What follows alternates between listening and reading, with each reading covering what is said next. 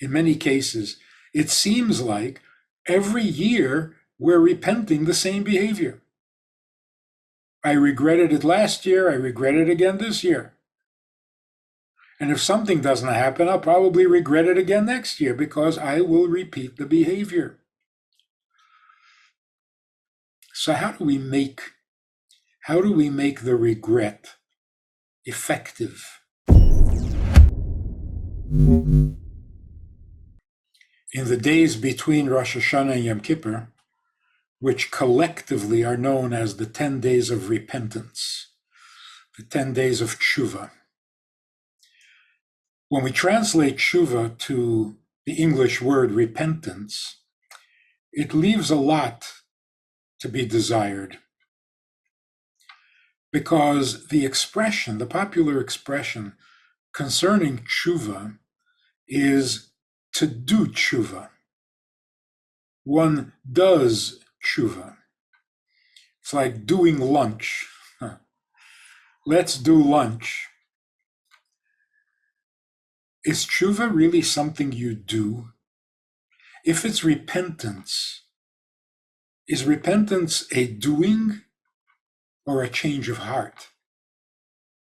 A change of thinking, a change of mind?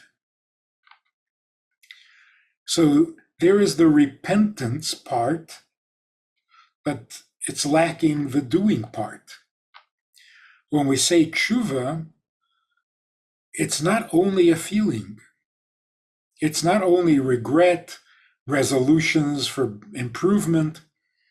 It's something you do. In very simple language, what makes regret real? It seems like a very flimsy and tenuous kind of a, what? I regret. I'm sorry. How do you measure that? When somebody apologizes to you, how do you measure their sincerity, the depth of their feeling? As a matter of fact, when you're saying you're sorry, how do you know how real the regret is, how deep it goes? It's rather elusive, intangible. Now, of course, without the regret, nothing is going to change. If you don't have a change of heart, why would your behavior change? So you do need that emotional kind of mysterious, elusive kind of thing. Yes, you need it.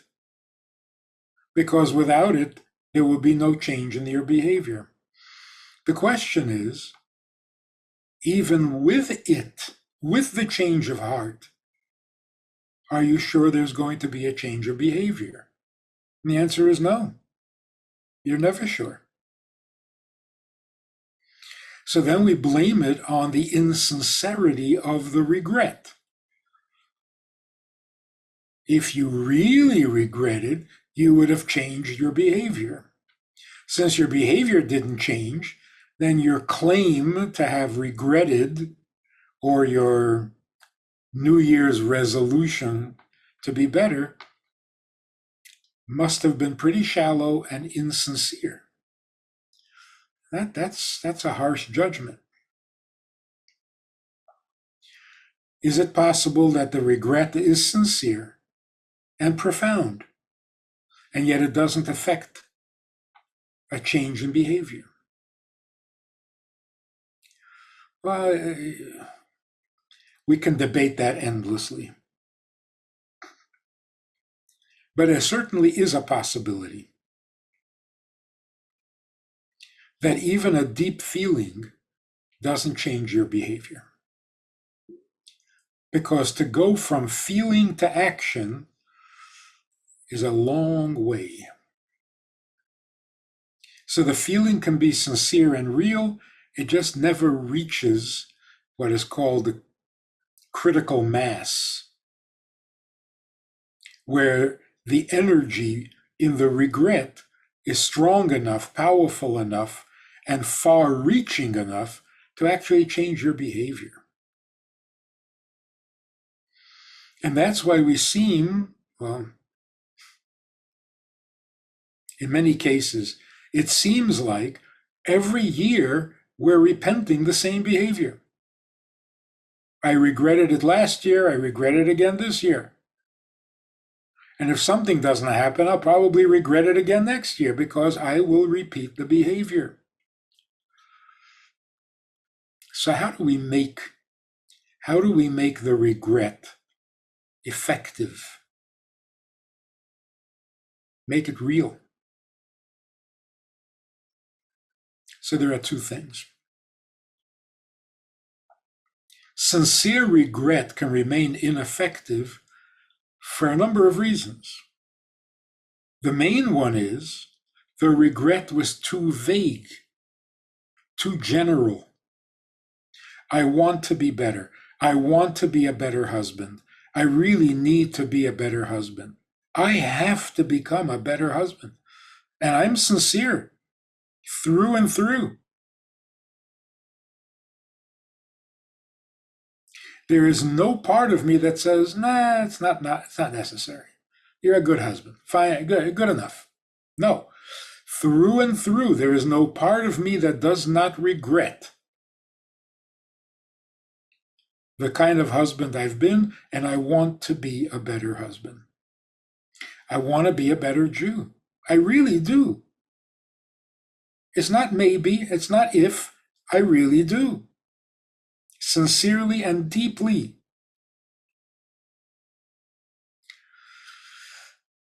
I want to be a better friend. Sincerely. Because I have no friends. I'm serious. I need to be a better friend. I'm alone in the world. It's horrible. Don't question my sincerity. So why doesn't it happen? Because those ideas are too general. Everybody needs to be a better husband. Everybody. But what exactly would it take for you as an individual to be a better husband? And that's true of almost any resolution. I want to lose weight.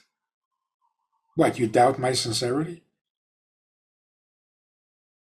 Who doesn't want to lose weight when they're overweight? Sincerely. Maybe not desperately. It's not like the doctor told me if I don't lose weight, I've got a month left to live. So, no, I'm not desperate, but I'm certainly sincere. So why doesn't it happen? Because it was too general. Yes, I want to lose weight. Do I want to actually give up all these wonderful foods? No. I just want to lose weight. So it's not a lack of sincerity. It's not a lack of intensity. It's a lack of detail. I want to be a better Jew. Of course I do. What Jew doesn't want to be a good Jew? What husband doesn't want to be a good husband? What child doesn't want to be a good child to their parents? What student doesn't want to be a good student? But that's so vague.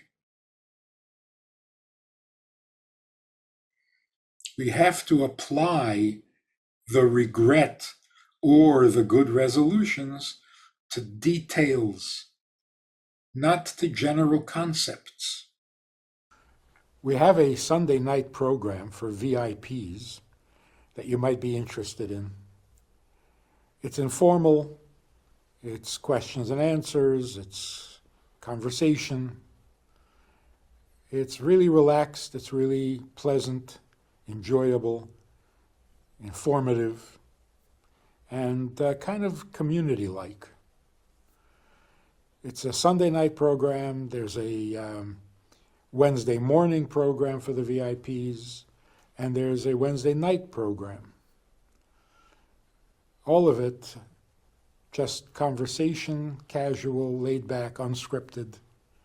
So join us.